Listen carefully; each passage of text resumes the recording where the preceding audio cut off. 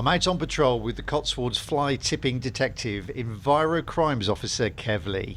Kev, it's quite a big fly tip. Something that I don't see every week, but, perhaps once a month or so. It's seen better days and was full of rubbish as well, which has now been cleared away, although others are starting to dump stuff in it. Maybe the owner couldn't sell it. Perhaps there wasn't a second-hand value here. They've just given us the problem. Kev is trying to trace the owner as there's a number plate on the end, but experience tells him it'll probably come to nothing. By law, I have to put a notice on it to say that I'm taking it away off the road. There's a report of a few black bags of household waste. This wasn't a huge fly tip, but it does appear to contain a lot of personal items. Amongst these bags were just loads and loads of these little children's toys. They could have been given to a charity shop locally.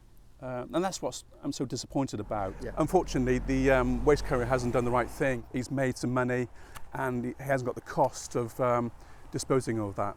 Kev and his colleagues at Wiltshire Council have been given a grant to help crack down on fly tipping. Here in the Cotswolds, over 40,000 people will get this through their doors, reminding them that they're ultimately responsible for what happens to their waste and could face prosecution. They should ask, can I see your waste carrier's licence? They could ask where their waste is going. Which tip are you using? Are you using the one down in Malmesbury or are you going to Chippenham? If people come to your door and notice things in the garden, can I take away that green waste, those trees, whatever it is, just turn them away. There's basically a whole kitchen here. Fly tipping isn't just a problem for councils, but for farmers and landowners too. And I have to now deal with what some cretins think is a bit of a joke. Dairy farmer and YouTuber Richard Cornock often shows the problem to his thousands of followers. Rubble, concrete. He told me rubbish gets dumped on his land almost every month and it's having a huge impact. A significant amount of my time is wasted by clearing that.